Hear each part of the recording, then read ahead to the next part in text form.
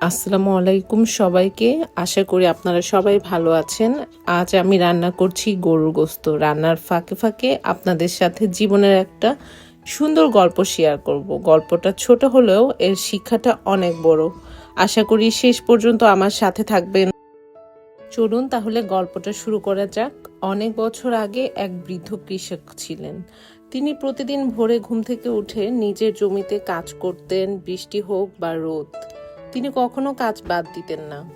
একদিন তার ছেলে তাকে জিজ্ঞেস করলো, বাবা, আপনি প্রতিদিন এত পরিশ্রম করেন, কিন্তু এত কষ্ট করার পরও তো সঙ্গে সঙ্গে ফল পাওয়া যায় না। তাহলে এত ধৈর্য নিয়ে কাজ করেন কিভাবে?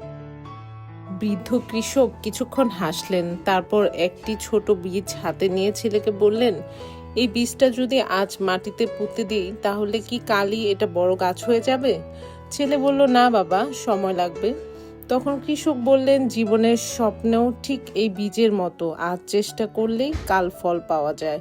ধৈর্য ধরতে হয়, নিয়মিত যত্ন নিতে হয়, তারপর একদিন সেই বীজ বড় গাছে পরিণত হয়।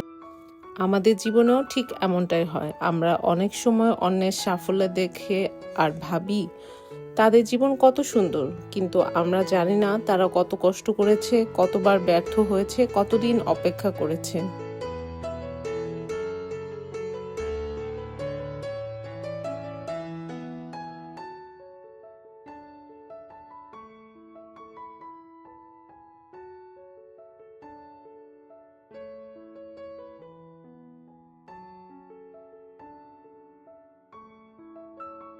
আজকে যদি আপনার জীবনে কঠিন সময় আসে, যদি মনে হয় সবকিছু ধীরে চলছে, তাহলে হতাশ হবেন না, কারণ হয়তো আপনার ওই গাছের বীজটার মতো ধীরে ধীরে বেড়ে উঠছেন।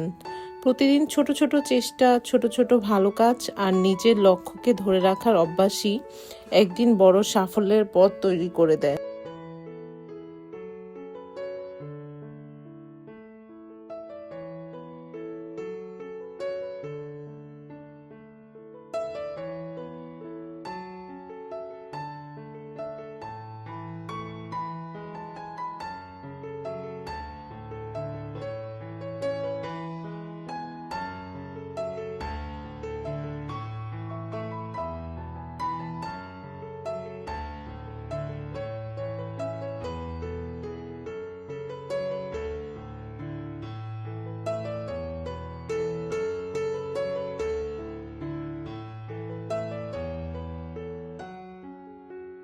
এই যেমন এই গরুর গোস্তটা ধীরে ধীরে রান্না হচ্ছে, যদি আমরা তাড়াহুড়ো করি তাহলে এর আসল স্বাদ আসবে না। ভালো কিছু পেতে হলে সময় দিতে হয়।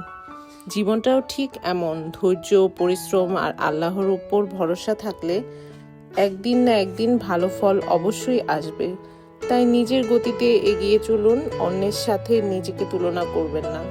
আজকের ছোট চেষ্টাই আগামী দিনের বড় অর্জন হতে পারে। আল্লাহ আমাদের সবাইকে ধৈর্য ধরার তৌফিক দান করুন এবং আমাদের সকল ভালো চেষ্টাকে কবুল করুক। আমিন।